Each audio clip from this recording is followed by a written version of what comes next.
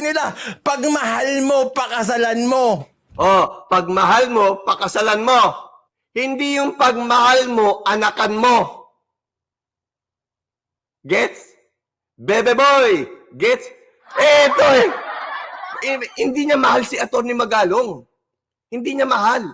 Kasi hindi niya pinapakasalan. Ngayon, Vince World, pag hindi mo pinakasalan si Rafi Tulfo, hindi mo siya mahal. Ngayon, Bebe boy, Libayan, pag hindi mo pinakasalan si Atty. Magalong, hindi mo siya mahal.